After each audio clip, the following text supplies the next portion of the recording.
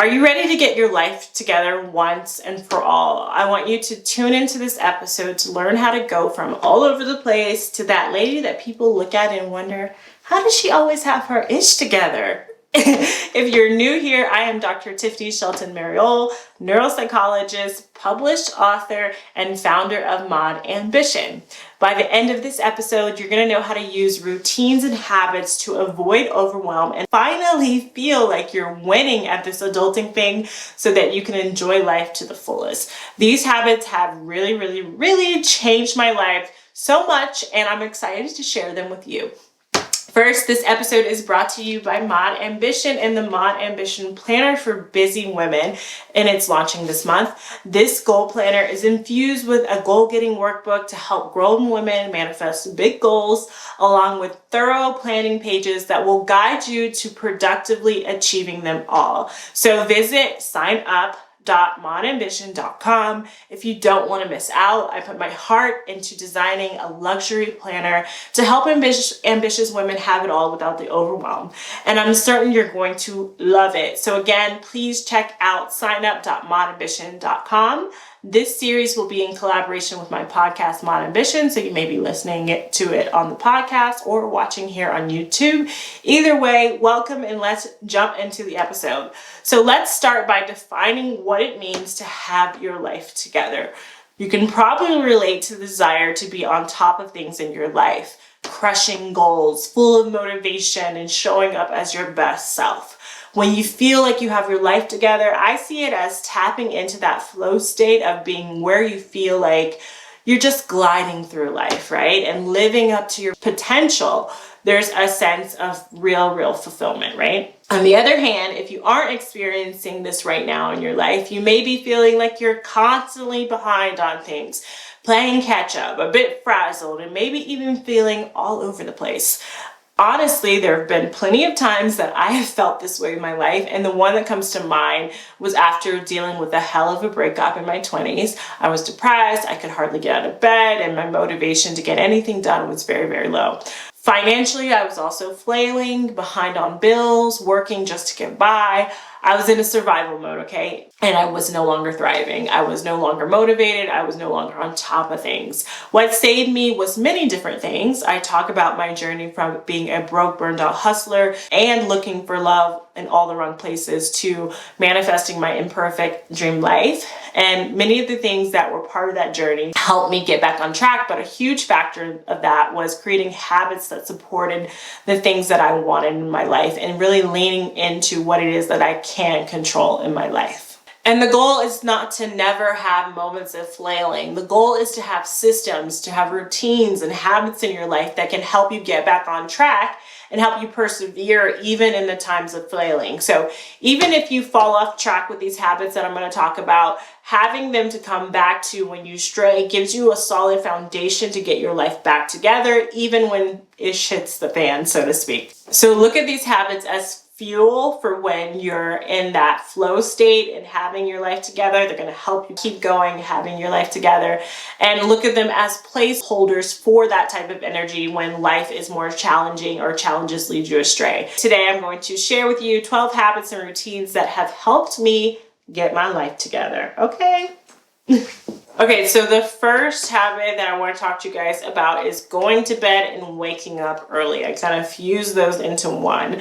This is a habit that I guess I changed in my late 20s. Me and my husband started going to bed around 9, even before we had kids, and waking up super early even before we had kids, because we were both hustlers, as I said, and transitioning from being a burned out hustler to a sustainable go-getter, as I used to call myself, took changing of some habits, and it took me learning how to prioritize my health and my exercise and taking care of myself. And the only way I had time to do that, because my day was so packed, was waking up early and going to bed on time. So the going to bed on time helps you get a good night's rest, which helps your mood tremendously. Like, my mood is night and day when I do not get enough sleep, which is why that newborn stage for me was so hard. And I think contributed a lot to my postpartum depression, but that's another episode. But now being able to get the sleep I need, I know that it really affects my mood. And then waking up early helps me do those things, have time to exercise, have a moment for myself, journal, keep my mind fresh, my mindset good, meditate, pray, those types of things. So that number one habit helps me really prioritize my self-care and just like having that foundation of a good mood. The second habit that has really helped me get my life together is making my bed. So this is cliche, but it works. And it works because making your bed makes you feel accomplished. And when you start the day feeling accomplished, it leads to another moment of feeling accomplished and another moment of feeling accomplished. Like attracts like, and you keep feeding into that energy. So these first two habits really are, even the third one that I'm going to say, about starting the day off right. So making your bed is a nice little habit that helps you feel accomplished. It's something small that you can do to start the day off to be more successful. And then when you get home in the evening, it's just so nice to come back to that bed. I mean, a lot of us are working from home too, so it helps you not get in the bed during the day. So that's always nice as well. My third habit that I want to share with you guys is morning reading or podcasts or Audible. I like to read at night as well, but when I read at night, it's more pleasurable reading. In the morning, I like to read more self-development type of stuff. And so, or I listen to a podcast or I listen to Audible while doing the dishes, just finding ways to continue to grow, continue to learn. As you guys know, I have my PhD. Learning, research is like a huge value of mine. So having a habit that really helps me lean into that, helps me thrive, it helps me continue to grow as well. Along that nature, I'm usually always in some type of course. I really believe in continuing to better myself and doing development work, either on a skill, like a really practical skill that I need, or some sort of mindset work that I feel that would help me. So I'm always usually in a course, so that's a habit as well as two that kind of piggybacks on that. My fourth habit that I want to share with you guys is taking a mindful lunch break. So as someone who is a go-getter, sometimes in the past I would just work through lunch or I would eat while working. And in my 30s, I guess, am I 35 now? I don't know. I have decided in my late 30s that I deserve a lunch break. I have worked hard my entire life, and I know I'm still young, but I think that I have gotten to a place where, and even if you're 19 listening to this, you deserve a lunch break, okay? And I like to take it and either take it with my husband if we're working from home, or just take it and enjoy my meal, be mindful. I do like to have some of that time without screens, so not even with my phone. So just give my mind a break, and you'll actually find when you get back to work, you're more productive. So that's a little extra boost to giving yourself a break. Number 5 is a more practical habit, and that is I have started creating SOPs for everything in my workflow, everything in my business, everything that I do. There is a process and procedure for that. Even if you are a solopreneur, a standard operating procedure, or just writing out a process for everything you do is going to help you jump into your work quicker. If you have questions, I'm sure you're juggling a lot if you're a solopreneur anyway. You can go back to that. If you work with a team, people can just jump in. If they don't know how to do something, they can go reference that before asking you. It just saves you so much time, and it helps you kind of stay on track with the way that you're doing things so you can make sure you're doing them in the most efficient way. So I really believe in writing out processes for things that you do if you are a business owner. But even in my corporate work, so you guys know I'm a psychologist, I write down my processes for writing for reports, for managing my externs that I supervise. So you can kind of work it into your way of working if you're an intrapreneur or entrepreneur. Another habit that I have is daily habit tracking. This is something research has shown that tracking your habits alone is going to help you, instill those habits. So habit tracking is really important. It's a part of mindfulness that's really easy for me. It's infused into the Mod Ambition planner. There is habit tracking. I will show you guys one of the pages of the Mod Ambition planner. In the bottom right corner here, there's places to track habits, and there's some that are in there for you to get started. And then also there is a place to kind of audit the things that you're doing in your day-to-days to make sure you're staying on track. I love that because it just helps me not even have to think about it. It's already prompted to me in my planner. I also do weekly planning in my paper planner and the Mod Ambition planner. So I should just stop and pause and show you guys this. This is what the planner is coming in. We just got these and I just think they're so pretty and I have it here. So I'm going to show it to you guys. Isn't that so cute? But there's also weekly planning in the planner. I'm super excited for this, guys.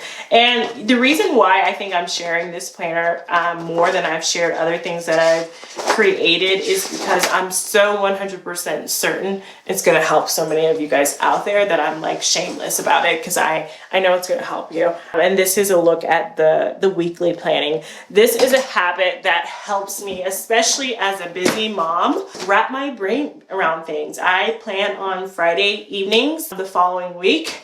And that way throughout the weekend, I'm not stressed about it. Sunday night, I'm not like, oh, I got to plan the week. But whenever you plan your week, it gives you that peace of mind to know what's coming, have kind of a glimpse of the week ahead, and plan things that can help you get through the week smoother and more easily. So weekly planning in a paper planner has been influential. I do use a hybrid of digital and paper planning, and I know there's a big debate of paper versus analog and which one are you. I'm a bother.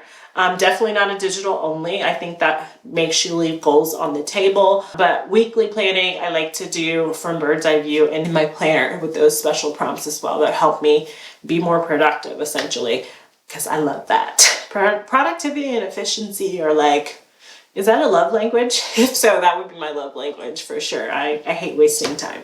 So the next thing kind of piggybacks off of that. It's 2-in-1. Meal planning and preparation as a habit, game changer, especially if you're a mom. Not even just the prepping, but the planning alone saves you so much time and energy. At the end of the day, you don't even have to think about it.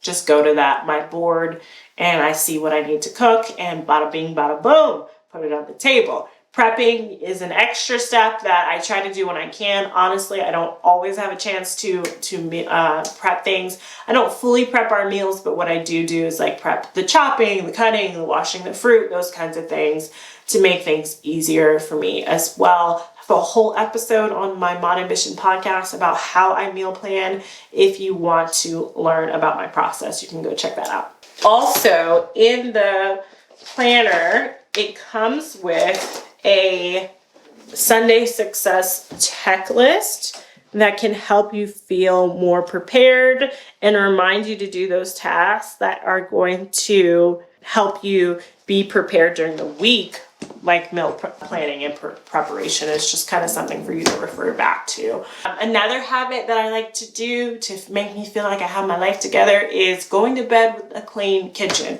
This is kind of similar to the making the bed reasoning. Is essentially when you wake up to that clean kitchen, you can start the day fresh and relieved. It helps you feel relieved, right? Making the bed helps you feel accomplished. You go down to your kitchen, you feel relieved. It's like, those are two great feelings to start the day out with. So that has really been one that some days I have to push myself to do after putting the kids down.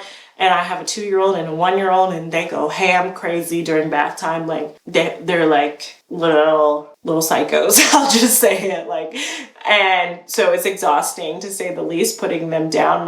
My son used to be so easy to put down. Now he isn't turning into a toddler and has his own ideas and he can walk now. So yeah. Going off on a tangent, but the point of it is I have to push myself. Some days I'm exhausted to clean the kitchen, but I always am happy when I do it. It makes me feel good. It makes me feel like I have my life together. And I can also relax easier in the evening without being overstimulated by a dirty kitchen. Another recent thing that I've been being more consistent about, I've always tried to have a skincare routine, but recently I've been really consistent about the morning and the evening, and it's just kind of my time to pamper myself. It makes me feel like I have my life together because I have time to do my skincare, and I am actually doing it, and look at me. It's like, go girl, you are an adult. So I really love the Natorium. I'm not saying that right. It's Susan Yara, I think is her name. It's company, Natorium, Natrium. Sorry guys, Naturim. Love that brand. Really affordable products, and they actually work. So those are, I would say, some of my favorite products. And then I have some Neutrogena products that I like as well. And then the last habit that I want to share with you guys, kind of relates to just moms out there, might help you, is preparing before my kids come home. When my kids come home, I like to take the time, like the hour before they come home, 30 minutes while I'm cooking, to prepare everything for bath time, prepare everything for dinner, so everything's set up and on the table. Because when they come home, things are a little bit more hectic because they're kids and they want to play and they want your attention, and you can't really do as many multitasking things. So that's another thing helping me keep it all together and feel contained and happy in this life over here in the marital house. Oh, and the last habit, actually number 12, is staying organized in my home and work life. If you get in the habit of being organized in everything that you do, it will make your life easier in the future. So you're kind of doing something for your future self to thank you for. Organizing your pantry under your bathroom is going to save you time. Organizing your work files, organizing your office. Just being more organized person in general is going to help you feel more like you have things together, because a lot of things are going to be done for you. So when you're moving through life in those moments, things take you less effort and take you less time. I would love to end this episode by offering an intention for you this week. Having your life together doesn't mean it never falls apart. It means having the tools to keep going even when it does. If you like this episode, please follow the podcast and subscribe to my channel. Until next time, namaste.